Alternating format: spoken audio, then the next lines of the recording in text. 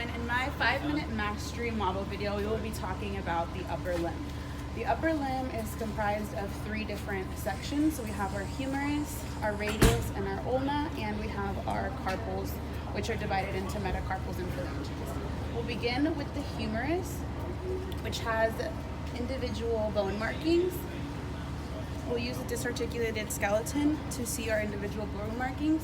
So we have our greater tubercle, our lesser tubercle, our intertubercular groove, proximally. Distally, we have our medial epicondyle, our trochlea, our capitulum. We also have a coronoid fossa, a radial fossa, and a lateral epicondyle. Posteriorly, we can also see the head of the humerus. We have the olecranon fossa, we have our lateral epicondyle, and our medial epicondyle as well. The function of the humerus provides structure and support, and it also provides the insertion point for many arm muscles such as the pecs, the latissimus dorsi, the deltoids, and the rotator cuff muscles, which are located here. Proximally, we have our glenoid fossa joint, which allows for rotation. We also see rotation at the distal end, medially and laterally, and we also see the movement of the humerus and the sagittal plane at the axis of rotation, which occurs at the elbow. Some neighbors are the superior dorsal scapula.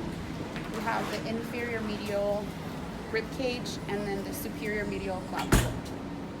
The next part of our upper limb model is our antebrachium, which is going to be comprised of our forearm bones. We have our radius and our ulna. Our radius has 3 bone markings, which are the head distally, the radial tuberosity, and the styloid process proximally. The ulna is comprised of a few bone markings. We have our 2 notches, our trochlear notches located here. We also have our radial notch located here, our coronoid process, and the head of the ulna at the distal region. We also have our styloid process, which we see medially on the ulna as well. Distally, we see the radius and the ulna pivot around each other for rotation of the wrist. It also creates an elbow joint proximally, which we see as the hinge joint, and these joints allow for flexion, extension, pronation, and supination. The body plane, which we'll see these movements at, is the sagittal plane, and we also see a radial carpal joint distally, and the anatomical neighbors of the radius and the ulna proximally are the humerus, and distally are the hand. Our last region of the upper limb is the hand. The hand is divided into 3 different sections. We have our carpals, we have our metacarpals, and our phalanges. So laterally to medially, we have our proximal row, which is comprised of 4 different bones. Our proximal row of bones start laterally at the scaphoid. We have our lunate, our trichotrum, and our pisiform, which we'll see here.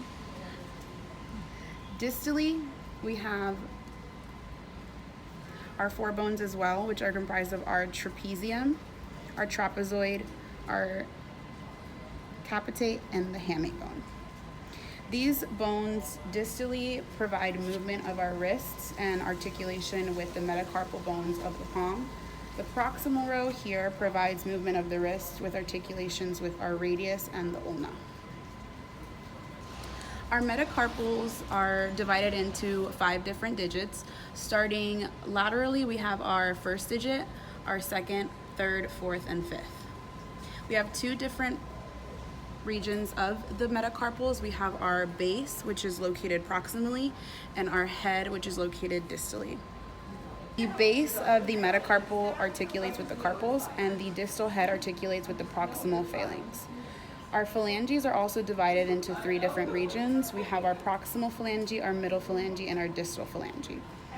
We will see 3 different joints at the phalangeal level. We have our MCP joints, which we'll see proximally. We have our PIP joints, which we'll see distally, and we also have our DIP joints, which we'll see at the distal phalanx. The function of the phalanges distally is to provide a grip at our fingertips. We also see opposition with the thumb of our second, third, fourth, and 5th digit. The function of our carpals, we also see adduction and abduction. Our hand also provides two ranges of motions, which is going to be supination, which we'll see at the anatomical view, and pronation, which we'll see at the dorsal view.